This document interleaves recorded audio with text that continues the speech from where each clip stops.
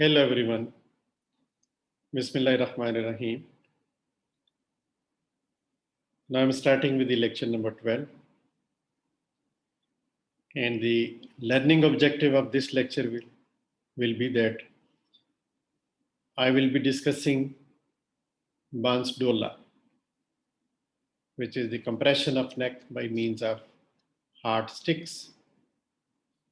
And the learning objective of this video will be that I will discuss its occurrence, autopsy findings on the body, and then I will also discuss in this lecture the traumatic asphyxia, which is also called as crush asphyxia. And we will discuss in detail its causes, which are either the penetrating injuries or the non-penetrating injuries, or compression of the chest in stampede. Then I will discuss the mechanism of death, external autopsy findings, which are specific, most specific mark, that is the demarcation line on the chest, which distincts the normal color of the body and a deep cyanotic appearance above the line of compression. And this is a diagnostic and pathognomonic sign of crush asphyxia. Then I will discuss other autopsy findings externally on the body, which are non-specific findings, and internal autopsy findings in this cause. Then I will be discussing the autoerotic asphyxia, which is a unique type, also called as sexual asphyxia, and it sometimes named as accidental respiratory obstruction because of a person having a sexual attire and gets asphyxiated because of that involvement. Then I will discuss also the garroting in this lecture. Now, starting with the topic, the Barnes Dola. This is a form of strangulation in which the neck is compressed between two sticks or hard objects. Usually they are bamboo sticks. Hence, after this name, they are called Barnes Dola.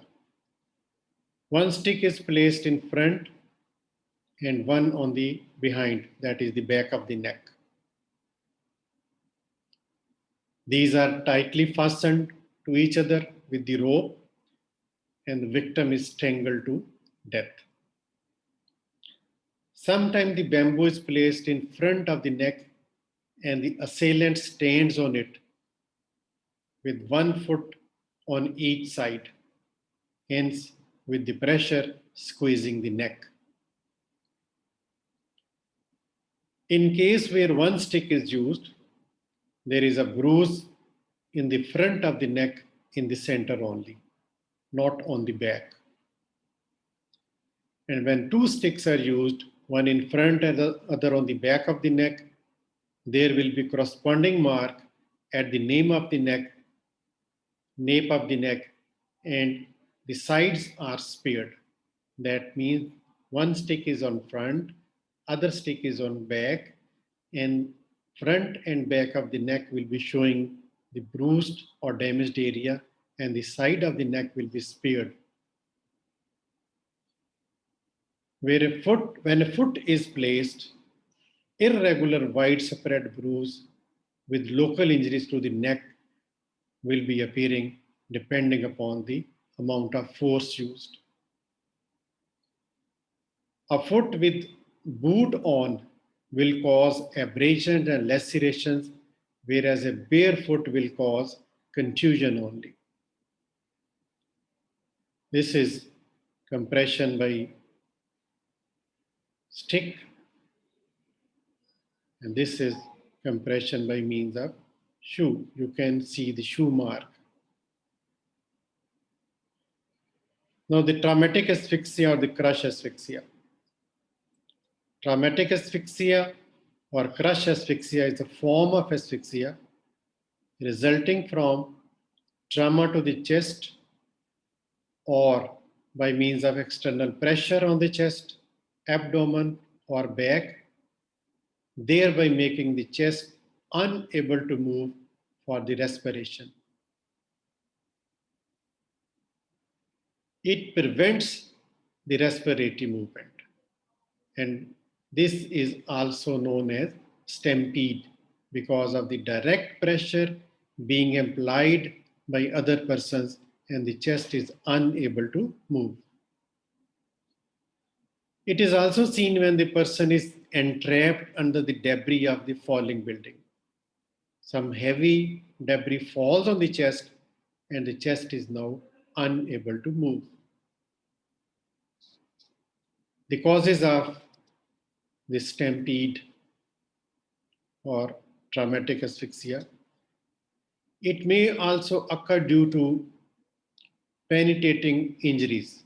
Any penetrating trauma like stab injuries to the chest associated with the air entry into the pleural cavity, that is the pneumothorax, and leading to the collapse of the lung and interfering with the respiratory movement.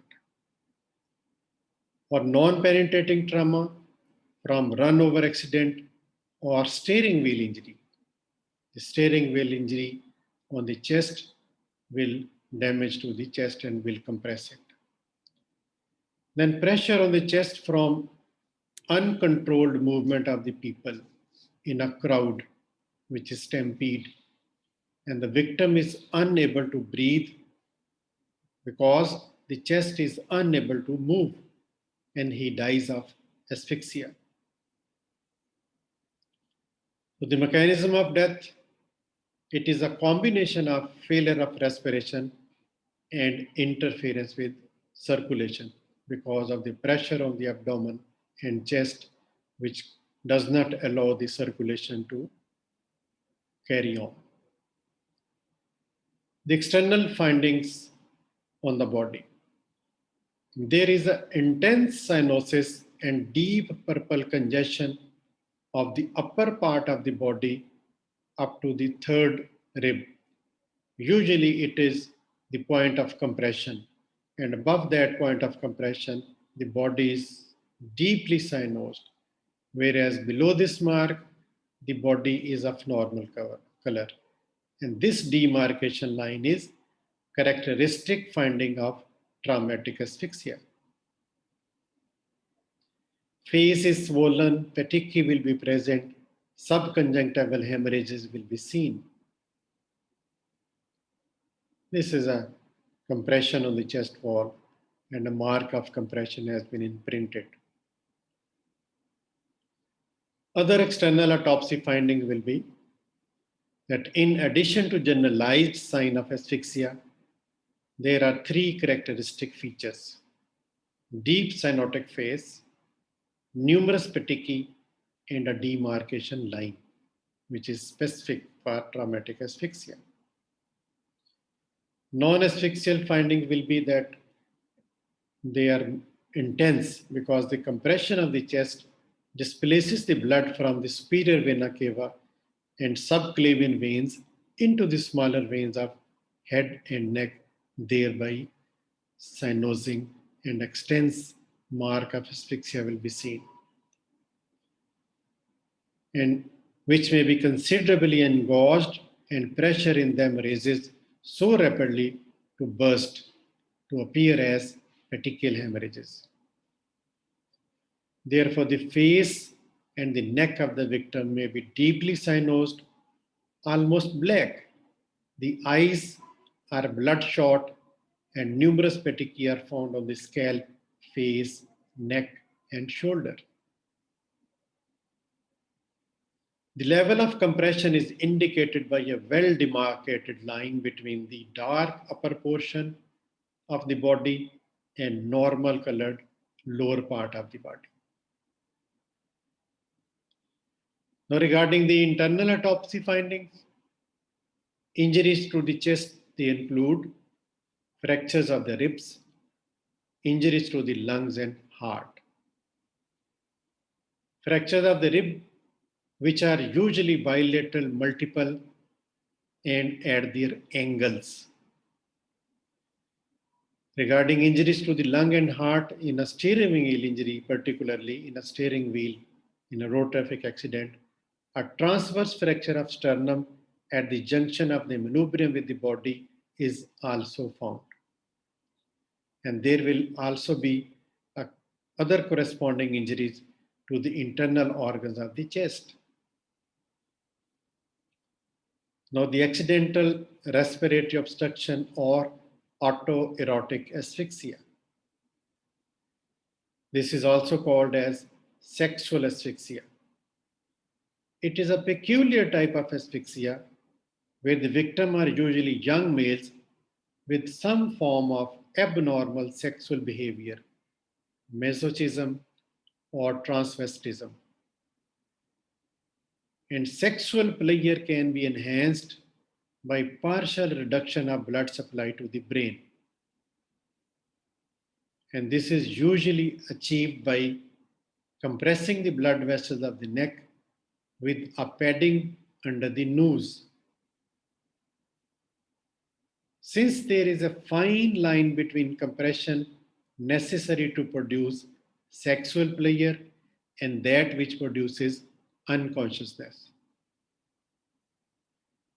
And the victim may place himself in a position of accidental blackout and unexpected death.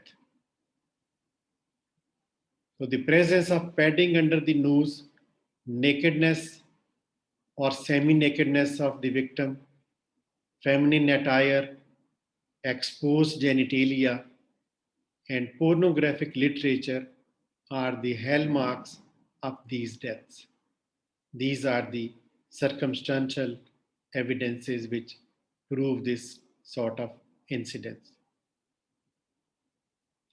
And at the scene of crime, you should be particularly search and find out the evidences that this event has been doing in, and it has been a repetitive practice. You will come out with the evidence. Then toxicological analysis may reveal the presence of recreational drugs like alcohol, cocaine, narcotics, or some inhalants also. So it is necessary to recognize accidental nature of these deaths to avoid homicidal investigation. This is a victim which was recovered, and all the hallmarks were recovered from the scene of crime. This is a rope tied with the lower abdomen and the genitalia. Now the garroting. It is a variant of strangulation in which the victim is attacked from behind. A piece of rope or cloth is passed over the head and placed in front of the neck and pulled to press the air passages against the vertebrae. And this act is so sudden that it compresses the neck. The main objective is to overpower the victim with onset of unconsciousness. So the summary of this lecture is that we have learned what is Barnes-Doola. And after this lecture, we have learned that its occurrence, how it occurs, its autopsy findings, and we have also learned the traumatic asphyxia, which is also called as crush asphyxia.